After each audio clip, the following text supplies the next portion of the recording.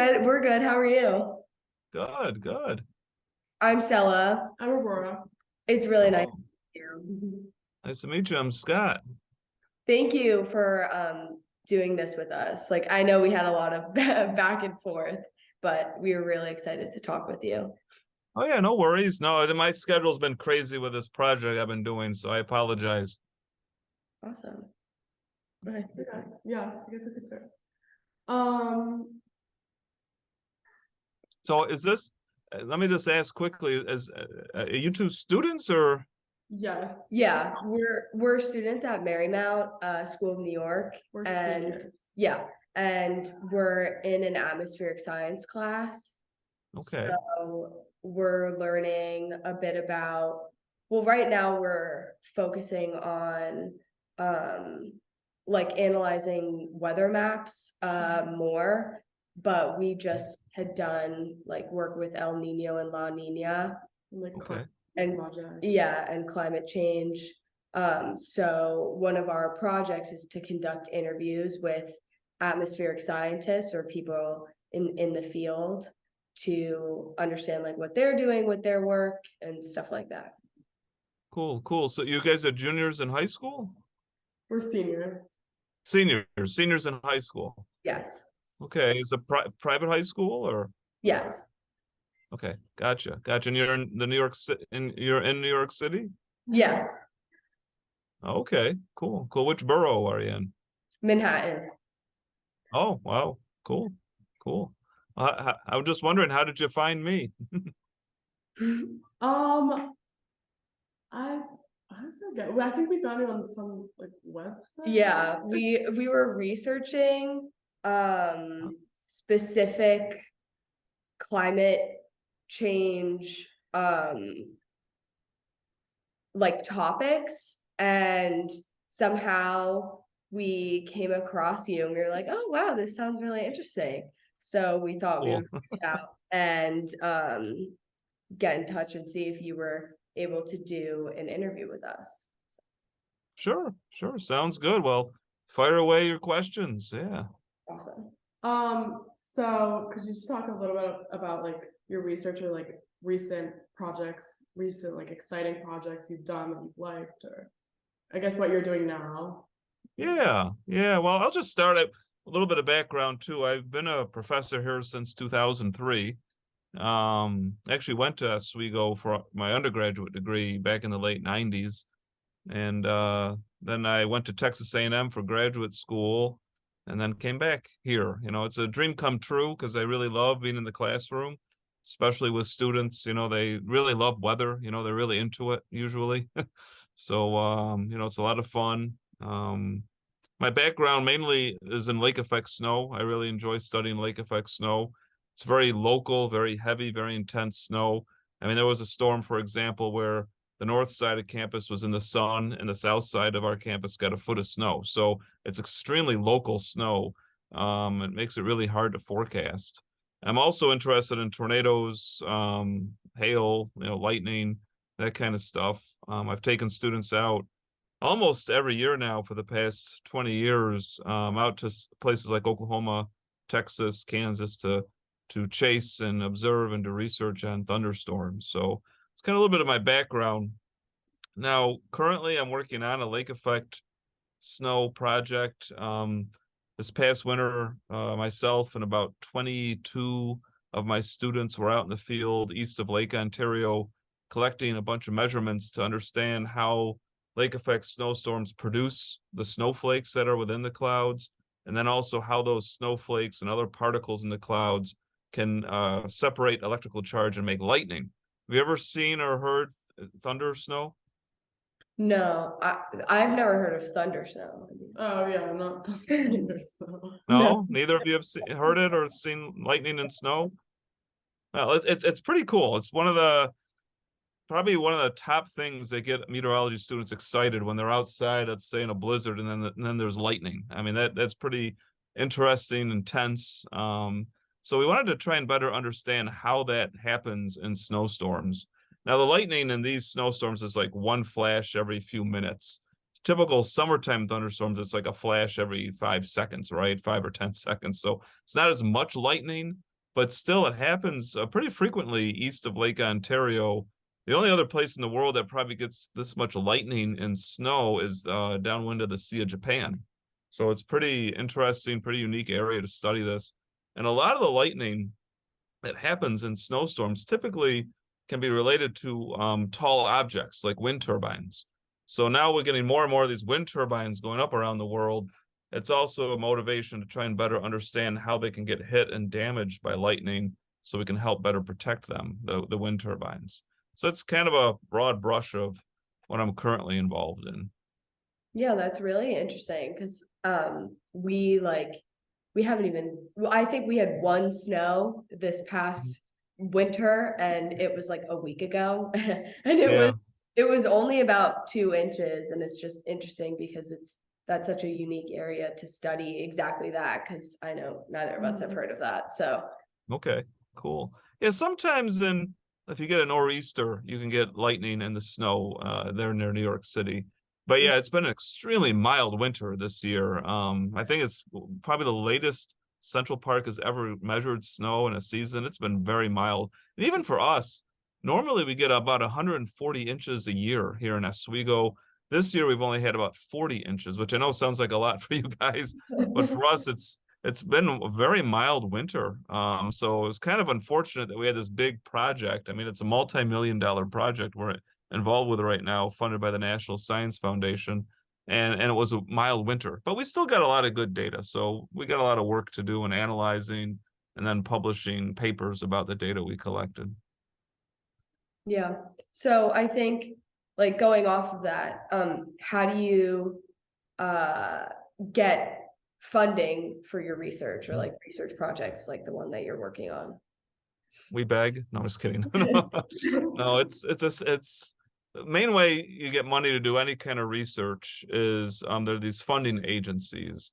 Most of the funding agencies are public funding agencies. For example, I applied to the National Science Foundation to get the money to do this research. The National Science Foundation is part of the federal government.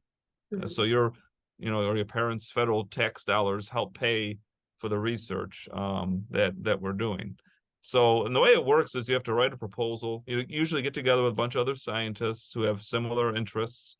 You write a proposal, which is about a 15-page document, single spaced figures and all that stuff. So you got to do a lot of background research, reading a lot of different journal articles. It's not the most fun work to do, but it is interesting. I mean, if you really are interested in a particular topic, reading about previous research is quite interesting. And that by reading that research, you find out where are the gaps? What don't we still understand about, let's say, this phenomenon, and how can we better fill in those gaps with more observations and modeling, computer modeling, and so forth. So, we get together, we write a proposal. It took this proposal probably started over 10 years ago to create the writing of this, because I was at a conference. One scientist came up to me and said, "Hey, I'm interested in lake effect electrification. Do you want to work with me on this?" So, it's constant communication. Finally, you write the proposal, you submit it to the federal government in this case, and then they send it out to different experts in the field that review your proposal and see if the science is sound and see if it makes sense for the amount of money that we asked and so forth. And then the reviewers recommend to the federal government essentially whether or not it should be funded. And it's a long process. Like I said, I've been probably working on this particular idea for over a decade. But I have other ideas too, and so forth that so it's not like I have to wait 10 years to do research, but basically to get a project off the ground and do, let's say, field work, it's a long time planning. It's a lot of planning, a lot of communication. Yeah, that's a lot. So would you say this has been your longest project, or are there other projects that? Let's see, I've been involved in terms of federal grants. I've been involved with, let's say, around 5 to 7 of those. And this project is a 3-year project where the first year really is about collecting the data, which we've done. And then the next couple of years is going to be where I hire students to help me analyze the data. So they'll be busy writing computer programming or running computer programs, and I'll be busy writing papers and so forth about the results of our work. I was involved with another project focused on lake effect snow. Was it 9 years ago now? That was a 3-year project as well. So, but in meteorology, when you do a field work, it's kind of like you're out there, the exciting stuff. You do it for like 3 months. Let me backtrack. You take 10 years to plan it. Then you do the field work for, let's say, 3 months. We're out there collecting data in storms. And then you spend, let's say, 3 to, I don't know, 7 more years presenting your work at conferences, writing papers. And then all while you're doing that, you're writing maybe your next proposal to do more field research down the road. So it's, you're basically, it's my job. My main job is to teach students. And then a part of that job is to involve them in research. And so it's kind of just like a continuous thing, because the more research I do, the more questions I have and want to do more research. So it's kind of neat in that way, but it's a never ending thing, right? I mean, I'll never be done until I retire. And even when I retire, I'll probably want to still be involved in some research. So it's pretty cool that, you're never done. It's kind of like, you're probably not going to want to hear this, but education, right? You're never done, Yeah. right? I mean, when you graduate, okay, you're going to go on to college, let's say. You graduate college, let's say you go on to grad school, you get your PhD, you realize you still have more to learn. You're never done learning.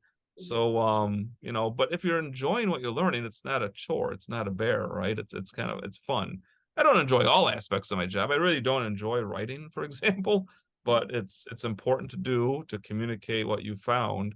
And I'm required to do that. If the federal government's giving me millions of dollars, they want to see a product, and that's essentially papers that I'm going to write down the road. Right. So you said you don't love like the writing process. I wouldn't either, but what's your favorite part? Is it collecting the data, or then later like analyzing it with a team? I'd say my favorite part by far is being out in the field with students. So when we're out there and we're launching these big weather balloons, right? And lightning's happening nearby, and they're asking me questions, and it's fun. To me, that's the best part of the job. That's why it's fun teaching meteorology, because it's an outside science, right? And we're outside. It's not a clean science like biology or physics or chemistry, in a way where you can control the variables and see what happens when you change a variable. No, Mother Nature's going to do what the hell Mother Nature wants to do, right? I mean, and we somewhat can predict that, but not perfectly by any far stretch of the imagination.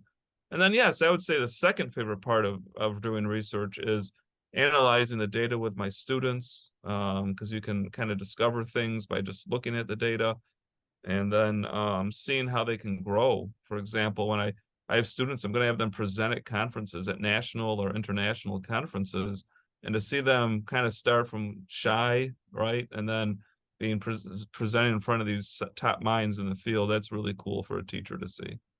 Yeah, definitely.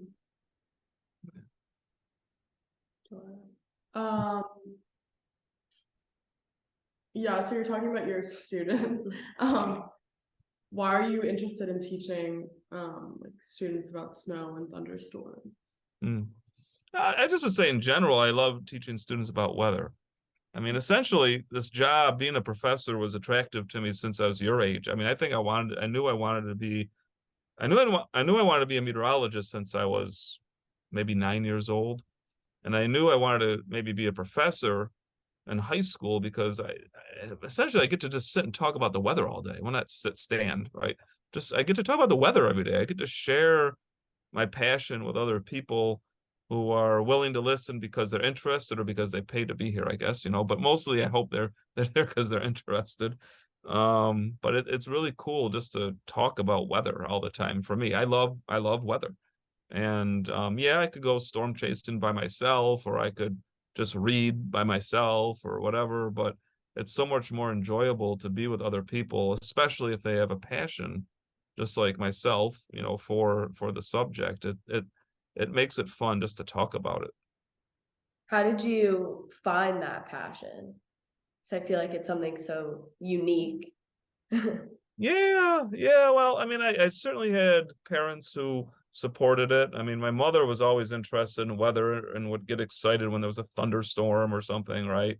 And we'd watch it through the window when I was a kid. I remember that. Of course, I remember also her telling me, get away from the window, because lightning could hit you through the window. So you know, I remember, I'd have to say, and this is true for a lot of meteorologists, is that it starts with maybe a storm that was really impressed you. For me, it was a hailstorm. I remember, and I grew up in Rochester, New York, and you know, my dad had a boat that, you know, we went out that morning to go fishing, and on the way in, we knew a storm was coming. You could hear the thunder in the distance. So we started to go back to the dock, and the fish were like jumping out of the water, and some of the fishermen on the dock were catching fish like crazy. So I thought that was kind of strange. I was like 9 years old when this happened.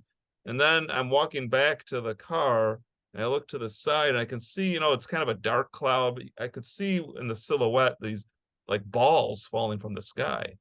And that was hail, right? And I got in the car, and my dad got in the car right at the time the hail hit.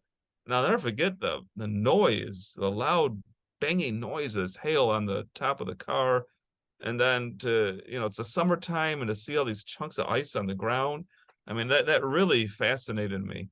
And then also lake effect snow. I mean, it just always fascinated me how, where my school was like 9 miles from my house, they would be getting like an inch per hour of snow, and then the bus would drive me back to my house, and it was sunny and nothing on the ground. I was like, what the heck is going on here? It just got that curiosity in me, and to the point where I'm almost obsessed with weather, because I mean, I love playing basketball, but I really never got into sports, right? And when I was in school, I did some clubs and so forth, but my main drive has been to understand and observe and understand the weather. That's been my drive in my life. Yes, I have a family, wife, and kids are the most important thing to me. But since I was a child, that drive has always been about weather, not sports, not cars, not, you know, for me, it's been weather. And that's why this is just a perfect job for me, because I can just study it, observe it, talk about it, write about it, you know, tweet about it. You know, I mean, it's pretty cool. The only negative I will say about that is being so narrowly focused on one thing, right? I didn't really explore other options. Like, I've thought about going to medical school, but now it's kind of too late for me to do that. I never, like I said, was on a sports team really in high school where I could get that experience and be on a team of, you know, playing a sport, you know, because I just was so narrowly focused. And I don't know, there's no right or wrong way to grow up, guys. I mean, having a passion, right? That's great. I really look back and I really wish my kids and you guys and all my students could have a passion about something. But then again, it's kind of cool that, you know, people are spread, right? Like I like sports, or I like to learn about this, or I like to do scouts, or, you know, that I think that's a good way too. So I think you want to go in a happy middle and, you know, have more than one thing you're passionate about, but it's really cool if you have something that you're extremely passionate about, because it makes life that much more interesting. Definitely. Do you have any last questions? I mean, this is a little bit, I guess, broad, but how have you seen climate change sort of affect your research more? Has it, I mean, I guess, like over time, over projects you've done? Yeah, no, climate change has definitely had an impact. So one of the things I like to study is snow. And there's no doubt that climate change has happened. Now, whether or not it's, I mean, I'm 99.99% sure global warming is happening, right? So there's climate change, and then there's global warming. Global warming is a kind of climate change, right? And I believe both are happening. How much is influenced by humans? That is a big question mark. I think we definitely have a hand in it, right? So I'm happy that we're getting off fossil fuels and finding other ways of getting energy, you know, but we got to do it smartly, right? We can't do it abruptly, right? We got to be smart about how we do things, right? But you know, so I'm climate change has happened, no doubt about it. And the amount of snowfall that has occurred in this area, upstate New York, and probably down by you, has really decreased over the past several years. Now, is that due to global warming? I don't know. Is it due to some other kind of climate change, maybe due to the ocean circulations changing? Possible. right? I'm more of a meteorologist that focuses on like what I can study in the next few hours to few days, right? So climate change is not my area of expertise, right? That's not something I've done research on, okay? But I've learned a lot about it, and I do teach some about it as well. So no doubt in my mind, climate change is happening. How it's affected my research, it's decreased the amount of snowstorms we get, so that bothers me, right? Because I like to study snow. Now we're still going to get snowstorms as we go probably through the rest of my life and your lives here in the Northeast, right? They're just going to maybe be decreased in frequency, for example, right? And then I also study, severe weather, or at least I take students out and teach them severe weather through the storm chasing class during the spring. And I definitely have noticed a change in how many tornadoes, for example, happen in the middle of the country. There's definitely been a shift in where the tornado hotspots are in the United States. So it used to be places like Texas, Oklahoma, Kansas, and they still do get tornadoes. Don't get me wrong, they still do. But it seems like the number of intense tornadoes, the EF3s, the EF4s, the EF5 strength tornadoes, has shifted more to the southeastern United States. So places like Tennessee, Alabama, Mississippi, they're getting most of the major tornadoes nowadays, not places like Oklahoma.